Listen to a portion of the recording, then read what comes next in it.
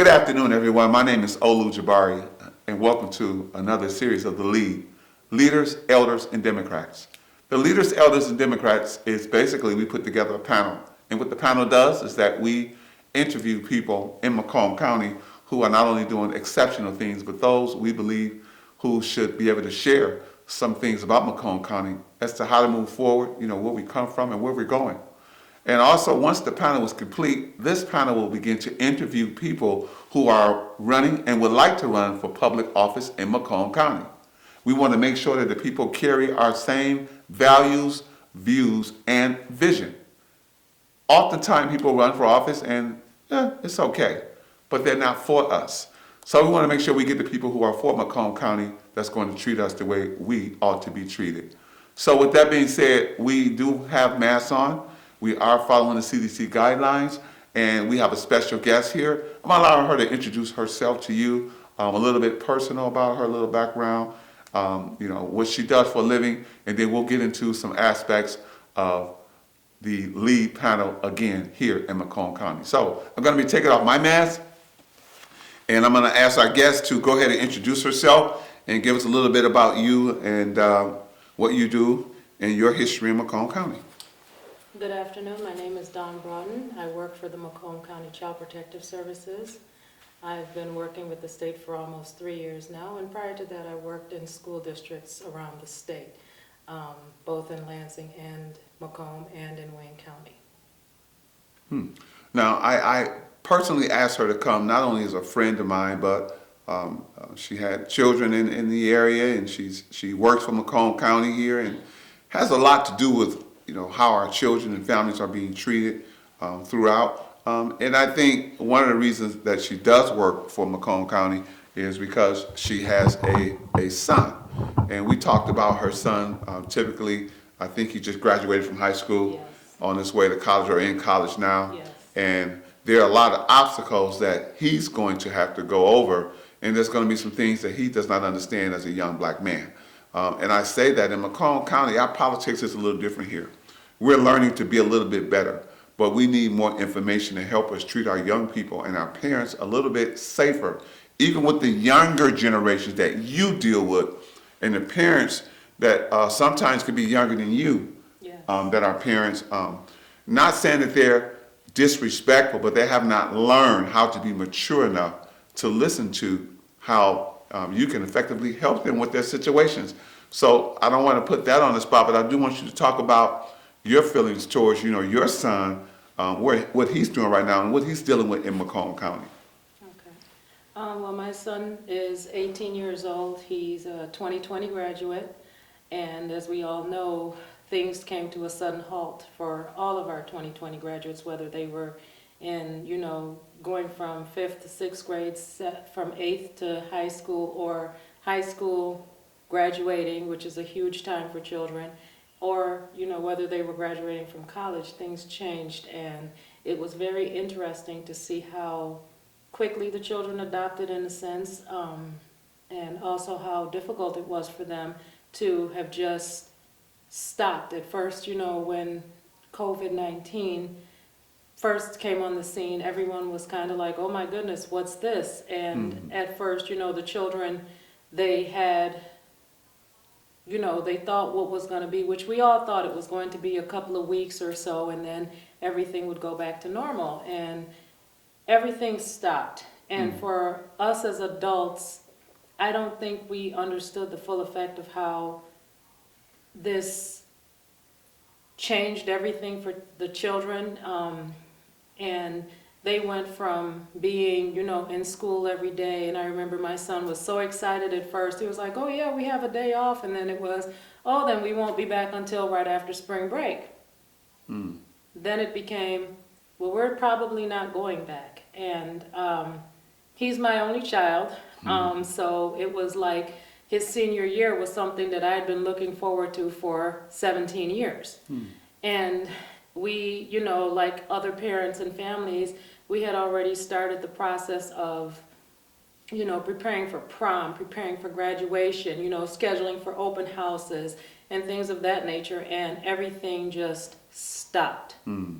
And not only did it stop, then we added the fear of, what's this? Because no one knew what it was. Sure. No one had any idea, where it was coming from, how it was spread, and every day it became something different. And as a state employee, our workload increased dramatically. I mean, it exploded. And on top of that added work, every day we were getting multiple emails, email after email after email after email, and it was very scary because you're getting this and it almost caused a lot more anxiety because it was like almost too much information that we were receiving. So it was an adjustment. It's still sort of an adjustment. He was, he had a part-time job at the time, and I decided once we were sent to work from home, I decided to not allow him to go back to work anymore, because why would I allow him to be possibly infected when I'm sitting at home? And he's a kid, so it's not like, it was making any difference in the household as far as him working or not working. But for families that was their job, that really and truly heightened the fear, heightened the anxiety, heightened the stress that we all went through. And it was rough trying to, still service the community and service the state. But we were so worried about our own families at the same time. Honestly, it was a horrible time. I'm not even gonna, try to say, oh, it was stressful. It was horrible. Because then it became, a daily thing where, oh, this person has it, oh, that person has it. You can't cough anymore. You can't sneeze anymore. You can't clear your throat anymore without someone like, whoa, what's going on? So it was a very fearful time. I mean, now things have, kind of calmed down. We seem to have a better hold on things in a sense. We have the vaccine now. People are getting the vaccine. But even that's something that we don't know, because not everyone is allowed to get the vaccines. Like certain families that, they're in healthcare, they were those frontline responders. They were first in line to get the vaccine. But then they have family members at home that aren't eligible for the vaccine as yet. So it's just kind of still a very odd, eerie time that we've learned to live in. Okay. And from a political perspective, all this deals with politics in regards to whether they say it is or not, it does, because money comes from, a certain area down to a certain area, then down to another certain area, then down to another certain area, then down to us, if you will. What do you think, we can do better politically speaking when it comes to serving our children, our vulnerable children, who really need these vaccines? We have you as you work for the state, so you're seeing families every day. You don't know what one family is going to be like from the next family when you go into a home or when you have families come and visit and things of that nature. From a political standpoint, is there anything you believe that we can do better to help offset what's going on? Like, we can catch it faster? Can we get more people involved that understand what we do at our level? Do you have an idea or something that you'd like to bring to Macomb County and say, hey, as a state worker, this is what we need to do. This is what we need. Absolutely. We do need people that are living our experience, that are the everyday people, not just the politicians, because there are certain things that, politicians don't understand. Like, when you're assisting, families that were already in need, and then you've, multiplied that times basically infinity, there wasn't enough done, in my opinion, for, those families that they fell within that range of, you don't qualify for assistance, but when the price of food is going up and the price of water and the price of tissue and everything just went up, it affected, not just those families that were already in need, but those families that didn't qualify for those services. They still had to figure out a way to survive. We were blessed enough that we were still working at the time. However, our children were still at home. Our children still ate 3 times a day, actually more, because they were at home and they didn't have anything else to do. They, our household budgets exploded as well. And so the government was really only looking at those that fell underneath a certain level. They weren't thinking about those of us that were in that mid and how that affected us. It was great and wonderful, that DTE stepped up, consumers stepped up, and, they made it possible for, people that weren't able to afford to pay rent, to stop evictions. That was very helpful. But when it came down to servicing that group in the middle, I think the government completely failed us. Okay. Completely. And they never took a look at us. They never considered our households. They only considered those households, and even not just our households. I don't want to keep, repeating like us, like we, were in that state, but there are people that were working full time that have children that they have to feed them as well. And when you have, 2 or 3 children, especially teenagers, all they want to do is eat and watch TV and play video games, So it was like your utilities went up, your food budget went up. Thankfully for us, we were working from home, so we didn't really have to pay for gas like that, but it was still a huge adjustment to us. And that forgotten group, like those that were, at the lower end of what's considered middle class, their households were affected and they didn't qualify for a lot of the things. The state increased and maxed out everyone's food assistance at that time, and that was amazing. But you guys are forgetting, when a family of 5 goes from spending $300 a week to now they have to find an extra $200 a week or more, that affects their budget tremendously. They don't qualify for state assistance, but they are still struggling. And I don't feel that the government in any county did enough to help that group that falls in the middle. Okay. And we think Macomb County, and we'll end on this, but everything you said in regards to children and families is more so true. And then there's some things that we're not even going to discuss in regards to other areas that we can go when it comes to this. We're trying to we're going to make sure that Macomb County is not only counted, but we have political leaders who are prepared, trained to step up, and ready to go.